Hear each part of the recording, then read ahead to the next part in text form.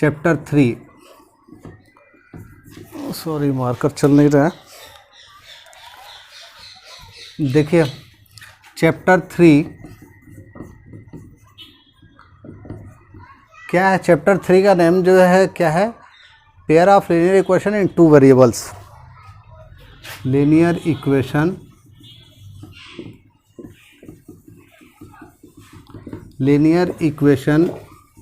इन two variables. Class 9th में आपने जो है पढ़ा होगा कि linear equation in one variable, कितने वेरिएबल? वन वेरिएबल के बारे में आपने पढ़ा होगा। और इसमें जो हम पढ़ेंगे वो linear equation in two variables है। कितना? Linear equation in two variables. इसमें दो वेरिएबल्स होंगे। वेरिएबल्स क्या होता है? एक्स और वाई, जेड, ये सब अगर उसमें है तो वो सब जो है क्या है? ये सब वेरिएबल्स कहा जाता है। तो देखिए इसमें जो है हम देखेंगे कि इसमें क्या है कि ये linear equation in two variables क्या होगा। ठीक है, तो देखिए इसमें हम लिखे an equation in form of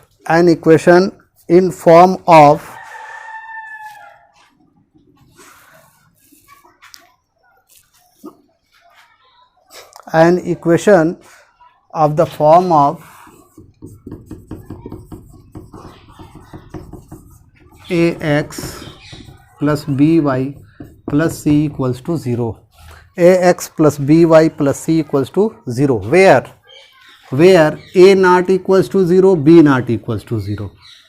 यहाँ पे क्या होना चाहिए कि where a not equals to 0 and b not equals to 0.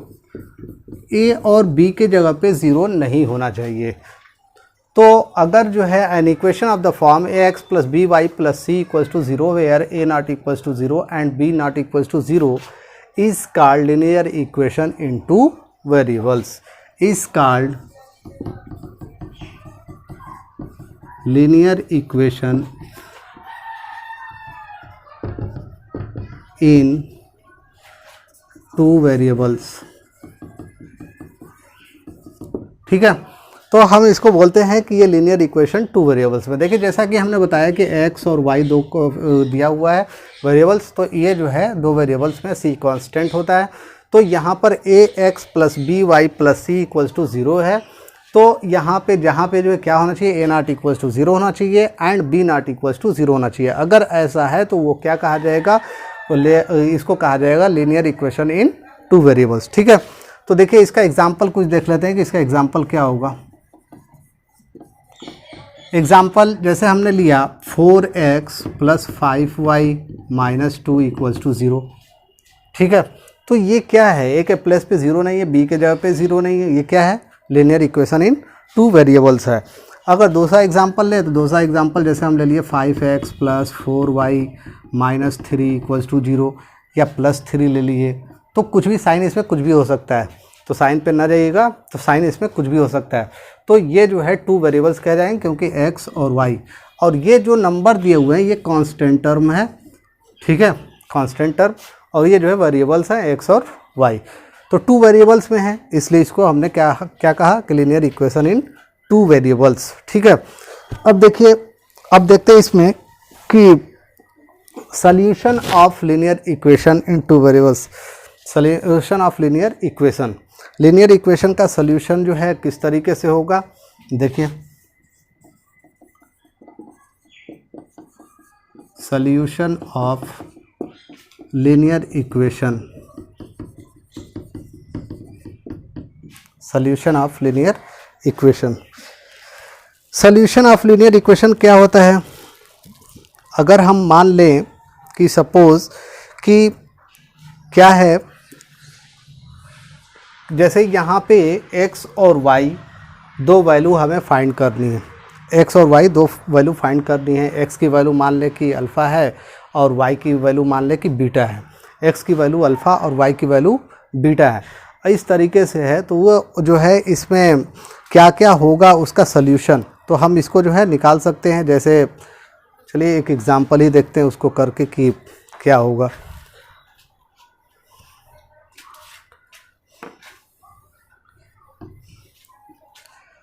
अगर सिंपली कहा है तो सोल्यूशन ऑफ लीनियर इक्वेशन क्या है कि अगर हम जैसे अगर कोई वैल्यू दिया हुआ है तो उस वैल्यू को हम उसके प्लेस पे पुट कर दें, x की वैल्यू y की वैल्यू अगर पुट कर दें, तो अगर x और y की वैल्यू अगर हम पुट कर दे रहे हैं और वैल्यू जो है LHS इक्वल टू RHS हो जा रहा है, तो वो क्या है, solution of the linear equation. जैसे मान लीजिए कि क्वेश्चन दे दिया कि शो दैट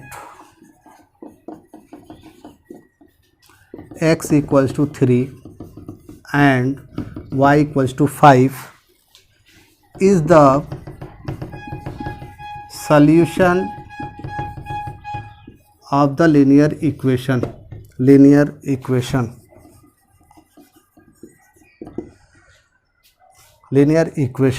जैसे हम कुछ भी रख लें 5x, ठीक है, 5x plus 4y equals to 31, ये दिया हुआ। तो अगर हमें दिखलाना है कि ये इसका जो है सिस्टम ऑफ लीनियर इक्वेशन है कि नहीं है, तो इसको चेक कर लेंगे हम। क्या इसको हम मान लें कि LHS है, ये क्या है, RHS, ठीक है। तो देखिए हम रखेंगे LHS इक्वल्स टू, LHS क्या है, 5x प्लस 4y। तो 5 इंटू क्या रखेंगे हम, x की वैल्यू क्या दिया हुआ है 3 पुट कर दिए, प्लस 4 इंटू y की वैल्यू क्या दिया 5, इसको पुट कर दिए। तो 5 3 कितना हो गया 15, 4 5 कितना हो गया 20, और जब दोनों को प्लस किया तो कितना हो गया 35। तो ये जो है RHS के इक्वल नहीं है, RHS के इक्वल नहीं है, क्योंकि RHS क्या है यहाँ पे 31 है और ये क्या दिया 35। तो इसको हम लिख सकते हैं LHS not equals to RHS। So क्या हो जाएगा, so x is equal to 3 and y is equal to 5 is the not solution of the linear equation 5x plus 4y equals to 31। अगर इसकी वैल्यू LHS RHS के equal हो जाती है तो वो उसको बोला जाएगा कि इसका सोल्यूशन है, ठीक है। तो इस तरीके से हम दिखला सकते हैं कि solution of the linear equation क्या होगा। अब देखिए सोल्यूशन अगर हमें जो है दो लीनियर इक्वेशन के निकालने हैं,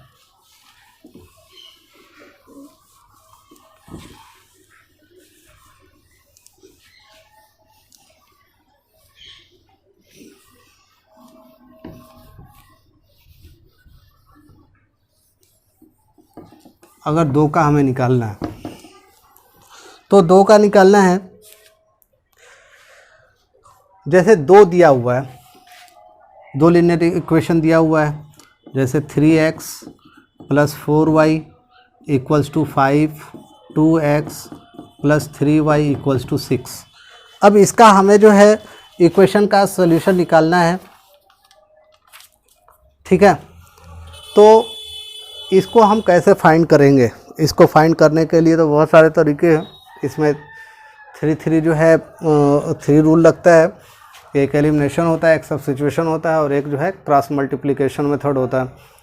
तो वैसे हमें अभी जो है क्या काम करना है, एक तो ये पढ़ लिए, अब हमें पढ़ना है कॉन्सिस्टेंट इनकॉन्सिस्टेंट, कि कॉन्सिस्टेंट क्या होता है और इनकॉन्सिस्टेंस क्या होता है। पहले इसके बारे में हम पढ़ लेते हैं, ठीक है।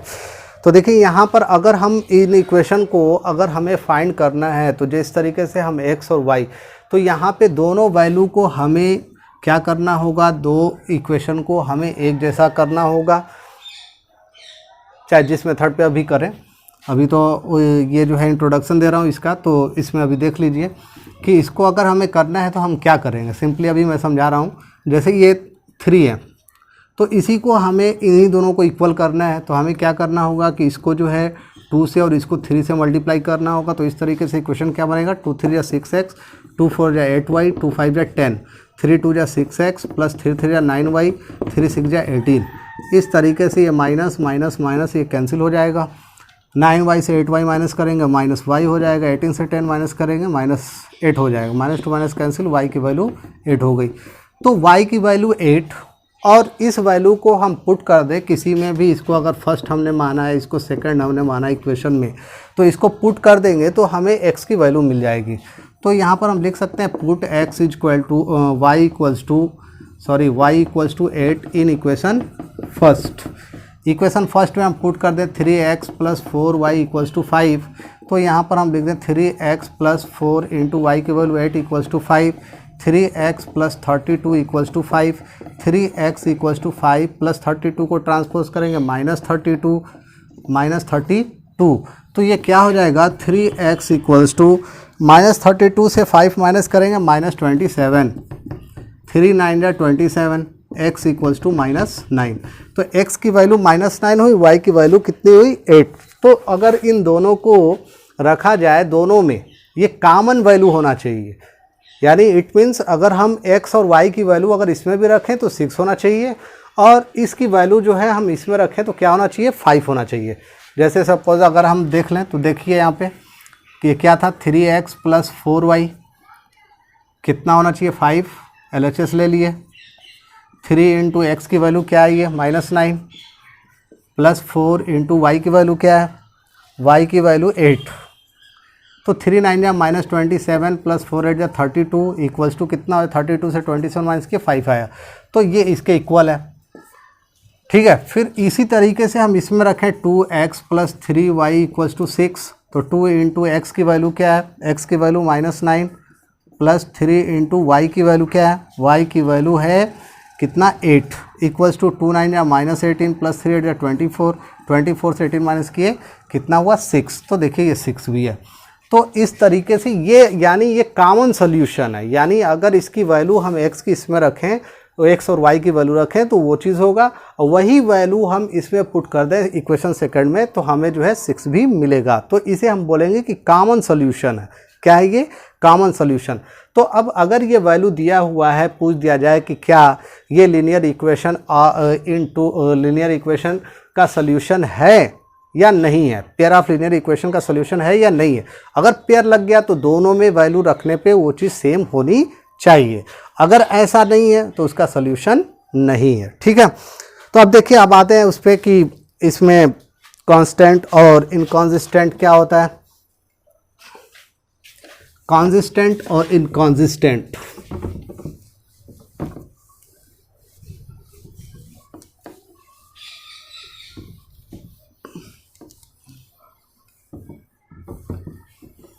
देखिए कांसिस्टेंट एंड इनकॉन्सिस्टेंट क्या होता है।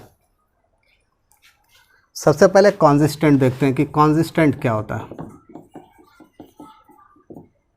देखिए कांसिस्टेंट क्या होता है, अभी हमने इससे पहले देखा कि x और y की वैल्यू जो है अगर हमें मिल रही है तो वो क्या है, वो जो है क्या हो जाएगा, उसका सोल्यूशन हो जाएगा, कॉमन सोल्यूशन होना चाहिए। कांसिस्टेंट किसको कहते हैं, कांसिस्टेंट उसको कहते हैं जिसमें हम x और y की वैल्यू फाइंड न कर सकें, we can not find the value of x and y, और simply we can say that we cannot find the variables value, two variables value, हम दोनों वेरिएबल्स की वैल्यू फाइंड नहीं कर सकते। अगर ऐसा है तो वो जो है क्या होता है, इनकॉन्सिस्टेंट होता है। क्या होता है, इनकॉन्सिस्टेंट। और एक होता है कॉन्सिस्टेंट, तो कॉन्सिस्टेंट में क्या होता है कि एटलीस्ट कम से कम हम वन सोल्यूशन फाइंड कर लें। कितने सोल्यूशन, वन सोल्यूशन फाइंड कर लें, और वन सोल्यूशन फाइंड कर लें, दोनों सोल्यूशन मिल जाए, दोनों का मिल जाए, तो वो जो है क्या हो जाएगा, कंसिस्टेंट हो जाएगा। ठीक है, तो हम देखते हैं एग्जांपल के एग्जांपल क्या है। तो सबसे पहले इसमें हम समझ गए कि एटलीस्ट वन सोल्यूशन चाहिए हमें कंसिस्टेंट में, और इनकॉन्सिस्टेंट में हमें जो है क्या चाहिए, इनकॉन्सिस्टेंट में कोई भी सोल्यूशन हमें नहीं मिलेगा। जैसे अगर हम मान लिया जाए फॉर एग्जांपल, अगर हम ले लें, जैसे हम ले लें x plus y equals to 5 लिख लिया, और हमने जो सेकंड पेयर लिखा वो सेकंड पेयर ले लिया 2x और इसको भी 2y रख लिए, और साइन भी हमने सेम लगा दिया, 2x plus 2y equals to 6 रख लिए। अब देखिए यहाँ पे अगर हम इन दोनों इक्वेशन को सॉल्व करें तो हमें क्या होगा कि यहाँ पे x plus y equals to 5 given है, और ये 2x + 2y = 6 गिवन है। ठीक है, तो इससे पहले जो हमने सॉल्व किया था, अच्छा पहले देखिए इसको, तो इसको हमें सबसे पहले इक्वल करना था कि कोई एक पेयर जो है इक्वल हो जाए। तो देखिए जब मैं इसको 2 से अगर मल्टीप्लाई कर रहा हूँ इसके इक्वल करने के लिए, तो ये भी 2x हो जाएगा और ये भी 2y हो जाएगा और ये 10 हो जाएगा। और ये कितना है, 2x + 2y = 6। अब देखिए, अब ये माइनस, ये माइनस, ये भी माइनस, तो ये भी कैंसिल हो जाएगा, ये भी कैंसिल हो जाएगा। 10 से 6 माइनस करेंगे 4। तो यहाँ पे देख रहे हैं कि हमें कोई किसी भी वेरिएबल की वैल्यू नहीं मिली, हमें जो है किसी भी वेरिएबल की वैल्यू नहीं मिली। और जब किसी भी वेरिएबल की वैल्यू नहीं मिली तो ऐसे वाले को हम क्या कहते हैं, कॉन्सिस्टेंट। क्या कहते हैं, कॉन्सिस्टेंट। अब देखिए इससे पहले हम जो पढ़े थे, इससे पहले हमने जो पढ़ा था उसमें हमें दोनों का सॉल्यूशन मिला था। ये क्या है, ये इनकॉन्सिस्टेंट है, ये दोनों क्या है, इनकॉन्सिस्टेंट। ठीक है, ये इनकॉन्सिस्टेंट क्योंकि इसमें हम जो है किसी एक की भी वैल्यू फाइंड नहीं कर सकते। और इससे पहले वाले में हमने जो है दोनों की वैल्यू फाइंड किया था, तो वो क्या था, वो कॉन्सिस्टेंट था। ठीक है, तो वो कॉन्सिस्टेंट और इनकॉन्सिस्टेंट तो समझ में आ गई होगी बात कि कॉन्सिस्टेंट और इनकॉन्सिस्टेंट क्या है। अब देखिए एक चीज़ जो है, अब नेक्स्ट वीडियो में हम जो पढ़ेंगे वो क्या है कि ग्राफिकल मेथड से हम सॉल्यूशन कैसे निकालेंगे। नेक्स्ट वीडियो में हम पढ़ेंगे ग्राफिकल मेथड से हम जो है कैसे सॉल्यूशन निकालेंगे। उसमें 3 केस है और उसके बारे में हम डिटेल जो है पढ़ेंगे। नेक्स्ट वीडियो जो है किस चीज़ का होगा, वो भी जो है वो भी इंट्रोडक्शन ही होगा और ये बहुत जल्दी आप लोग को मिलेगी। Thank you.